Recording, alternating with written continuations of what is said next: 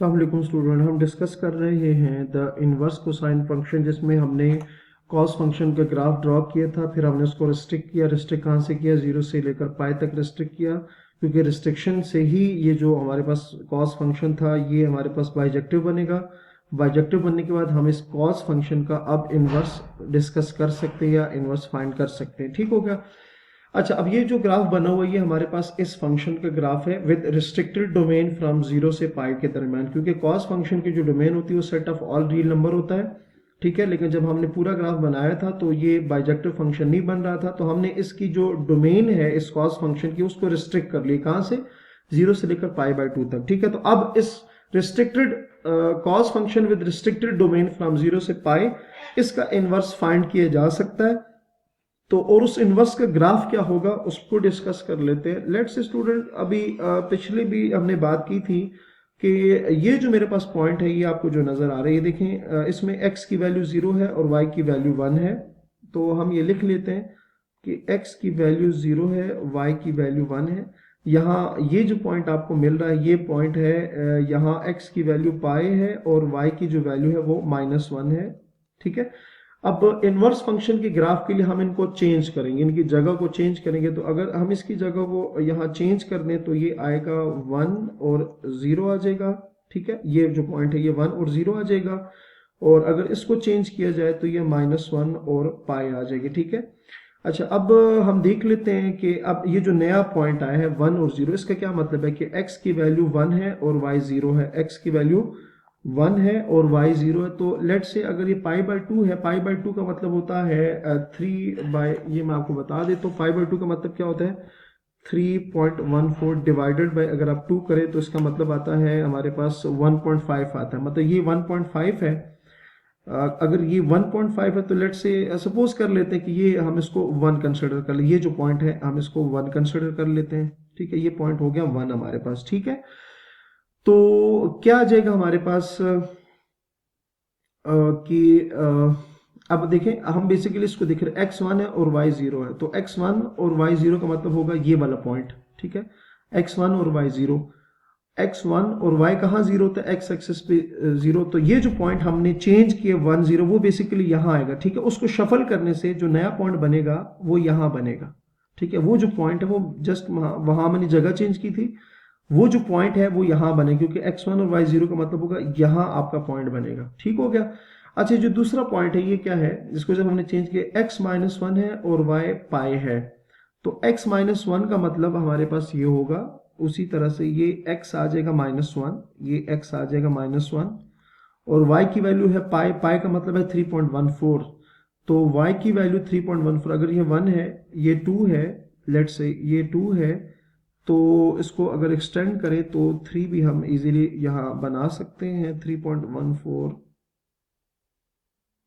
ठीक है, तो अब चूंकि अगर ये 1 है इसको 2 कर देते हैं तो यहाँ चले 3.14, यहाँ पर सिर्फ अंदाजन यहाँ काम कर लेते हैं, ये 3.14 है, क्योंकि क्या है x -1 है और पाई जो है 3.14 की इक्वल, तो x -1 और y की 3.4 का मतलब होगा, मतलब ये जो पॉइंट है ये बेसिकली यहाँ बनेगा, यहाँ पर आपके पास बन जाएगा। ठीक हो गया? अब इसको आपने ज्वाइन करना है। ज्वाइन करने के लिए हम क्या करेंगे, ये मैं रेड से बना देता हूं आपको ग्राफ।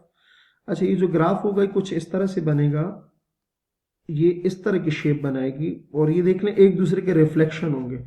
देखिए, कॉस फंक्शन का जो ग्राफ है और उसके इनवर्स का जो ग्राफ है ये एक दूसरे के रिफ्लेक्शन होंगे। मतलब यहां से अगर आप एक स्ट्रेट लाइन ड्रॉ करें ना इस तरह से, तो दोनों जो है एक दूसरे के रिफ्लेक्शन होंगे, मतलब उस लाइन से ऊपर और उस लाइन से नीचे। चलो मैं आपको ये बता देता हूं इस तरह से कि अगर हम इस तरह से एक स्ट्रेट लाइन ड्रॉ करें तो आप देख सकते हैं कि ग्राफ इधर और इधर दोनों आपस में इक्वल आ रहे हैं। ठीक हो गया? तो ये जो रेड कलर से हमारे पास ग्राफ बना है, ये जो रेड कलर से मैंने ग्राफ बनाया है ये किसका ग्राफ है? ये कॉस इनवर्स ऑफ x का ग्राफ है।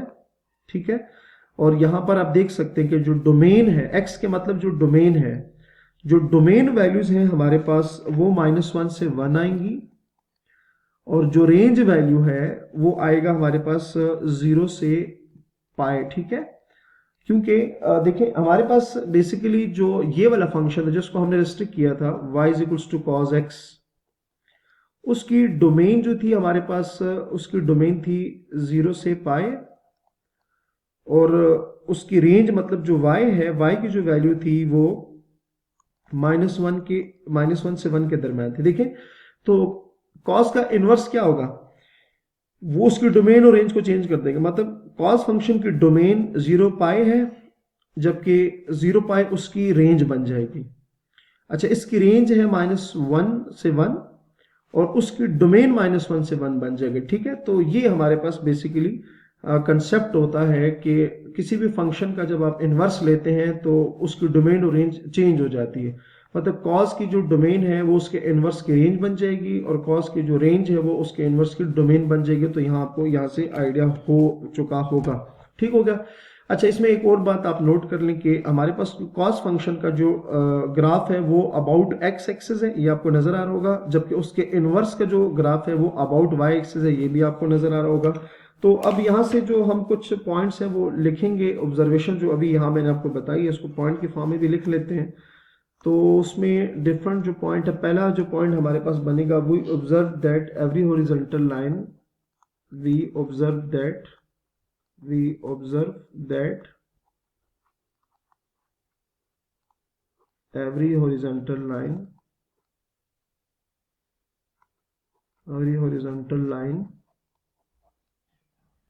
between the lines,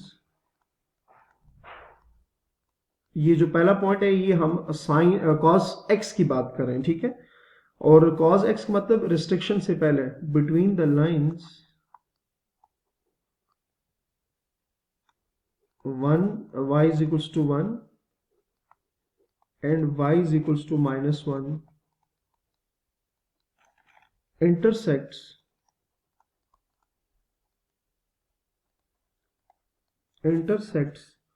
the graph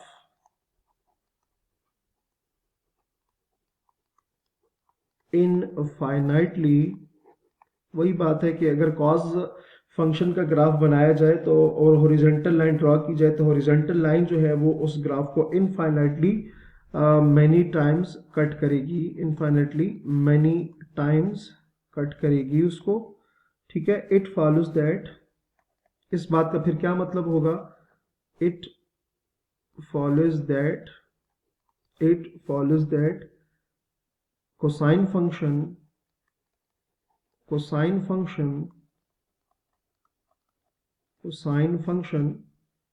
is not 1 to 1, is not 1 to 1। ठीक हो गया। तो नेक्स्ट इंशाल्लाह हम स्टूडेंट यही से कंटिन्यू करेंगे। तो अपना बहुत सारा ख्याल रखिएगा। अल्लाह हाफिज।